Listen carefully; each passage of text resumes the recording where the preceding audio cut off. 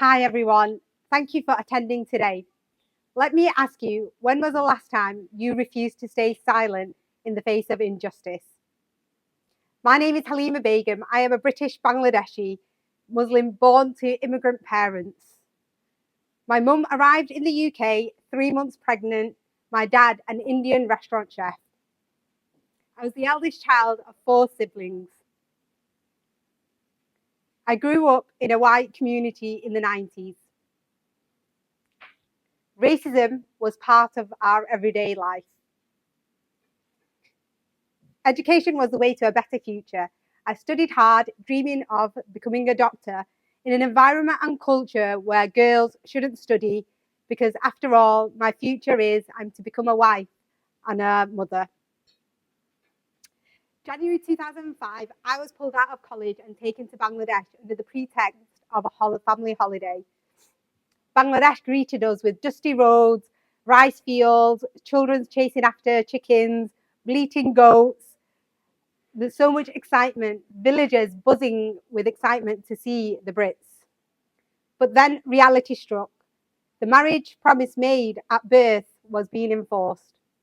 At 14 days after my 17th birthday, I became a bride to a man I didn't know. My education ended, my future unsure. We lived like two strangers, bounded by society's expectations. At 20, I revolted. I will not live with this man. The first time I refused to stay silent. I found my voice. Freedom came with stigma.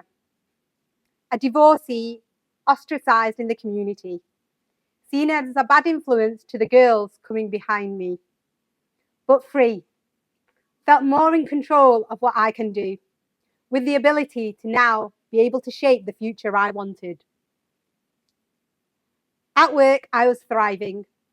I started as a call center advisor and soon became a team manager, leading teams to success, smashing sales targets, managing several people, supporting with their growth and development.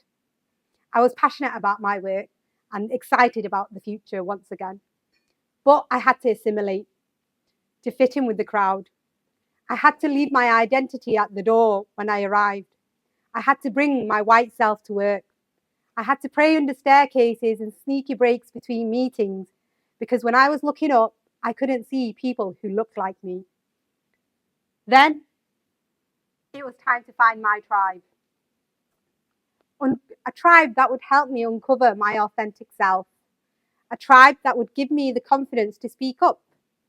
Alongside a few colleagues, we co-founded Rice Ethnicity Network at the Co-op. I was co-chair and ready to speak up. Then once again, the time came when I refused to be silent. In May 2020, the tragic death of George Floyd shook the world. During lockdown, I stood with protesters in Manchester Piccadilly and took the knee, an act to show Black Lives Matter. I refused to stay silent. As co-chair of the Race Network at Co-op, I spoke up. I amplified the voices of brown and black people. I created spaces for dialogue. I challenged leaders to do more, to get comfortable talking about race. Finally, after 17 years, I left the Co-op. I found my calling. I knew I wanted to devote my time to dismantling racism. I joined an organisation campaigning for race since 1999, where my role as Senior Inclusion Manager meant working with organisations like House of Lords, House of Commons, Greater London Authority, talking about anti-racist organisation, working across with senior leaders.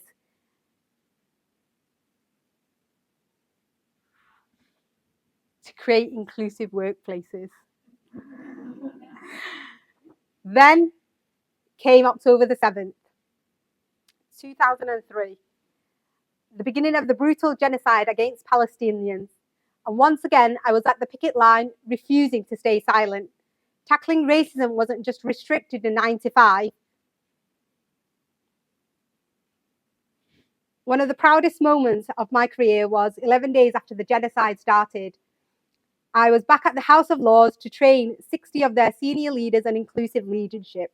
I couldn't believe it, me, a high school student from a council estate, training the senior leaders at the House of Lords.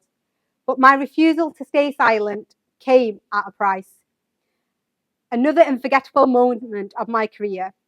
Within days of being at the Houses of Parliament, I found I was being suspended by my employer for publicly calling out the government's complicity in the genocide. My refusal to stay silent was at risk of bringing reputational damage. This is when I decided I no longer want to work for an employer that doesn't value speaking up. But I did not stop. In my next interview, I told the truth. I was valued, my authenticity became my strength. I got the job as Global Diversity and Inclusion Manager, working with global clients like Unilever, Disney, Pfizer.